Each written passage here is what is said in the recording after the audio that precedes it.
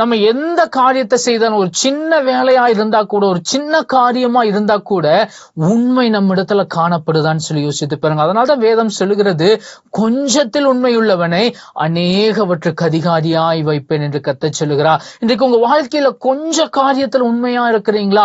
எல்லா காரியங்களும் உண்மையா இருக்கிறீங்களான்னு சொல்லி யோசித்து பாருங்க. மோசேயை குறித்து ஆண்டவர் சாட்சி கொடுக்கும் போது இப்படியாக சொன்னா, என் தாசனாகிய மோசே என் வீட்டில் எங்கும் உண்மை உள்ளவன் என்று சொல்லி ஆண்டவர் சாட்சி கொடுத்தா.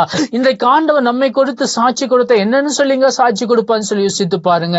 என் தாசன் உண்மை உள்ளவனா இருக்கிறான், என் மகன் உண்மை உள்ளவனா இருக்கிறான் என்று சொல்லி சாட்சி கொடுப்பாரான்னு சொல்லி யோசித்து பாருங்க. நம்ம உண்மை உள்ளவர்களா இருக்க வேண்டும். கர்த்தர் உண்மை உள்ளவரா இருக்கிறார். அதே போல நம்முடைய வாழ்க்கையிலும் நம்ம கர்த்தரை தொழுது கொள்ளுதல எல்லா காரியங்களிலும் நம்மால் இயன்ற வரைக்கும் உண்மையா இருப்போம். நம்மால் முடிந்த வரைக்கும் உண்மையா இருப்போம். கர்த்தர் தாமே நம்மை ஆசீர்வதிக்கிற